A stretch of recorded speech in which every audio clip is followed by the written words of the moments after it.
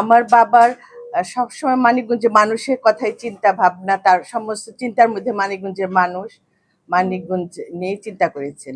তো সেই পরিপ্রেক্ষিতে মানিকগঞ্জের মানুষ যাতে স্বাস্থ্য সেবা পায়, এই হসপিটালটা, মুন্নু মেডিকেল কলেজ অ্যান্ড হসপিটালটা উনি প্রতিষ্ঠিত করেছেন। এবং আপনারাও সবাই একমত হবেন যে আমাদের যে স্বাস্থ্য সেবাটা আমরা দিচ্ছি, আমাদের ডক্টররা যারা আছেন তারা কিন্তু সর্বোচ্চ চেষ্টা করছেন রোগীকে ভালো স্বাস্থ্য সেবা দেওয়ার জন্য। আর আমার বাবার একটা স্বপ্ন ছিল যে এই মানিকগঞ্জে আমি প্রত্যেকটা ডিপার্টমেন্ট ওপেন করব, যেখানে রোগীদের এই মানিকগঞ্জ ছেড়ে ঢাকায় যেতে না হয়।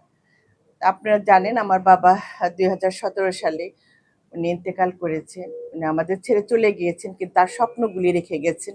সেটা হয়তো আমার জন্যই উনি রেখে গেছেন যে বাকি তার যে অপূর্ণ স্বপ্নগুলো আছেন সেগুলো যেন আমি পূরণ করতে পারি। সেই পরিপ্রেক্ষিতে আজকে এই যে আমার মুন্নু মেডিকেল কলেজ অ্যান্ড হসপিটালে আজকে আইসিইউ উদ্বোধন করা হলো আমার বাবার নামে।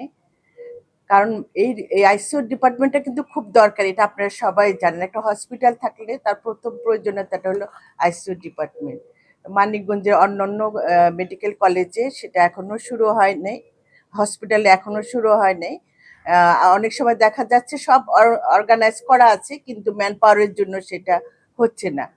সেক্ষেত্রে আমরা চেষ্টা করেছি যে মানিকগঞ্জের মানুষের সেবাটা দ্রুত দেওয়া, সেটার উপলক্ষেই কিন্তু আজকে আইসিইউটা উদ্বোধন করা হয়েছে। আপনারা সবাই দোয়া করবেন। আজকে আজকে আমার বাবার মৃত্যুবার্ষিকী, সেই উপলক্ষে আজকে এই আইসিইউ ওটা উদ্বোধন করা হলো। এখানে 4 বেডের, আপাতত আমরা 4 বেড দিয়ে শুরু করেছি, পরবর্তীতে বেড সংখ্যা বাড়ানো হবে। আপনারা সবাই দোয়া করবেন। আজকের এই দিনে আমার বাবার জন্য দোয়া করবেন, আল্লাহ যেন তাকে বেহেশত নসিব করতে পারেন।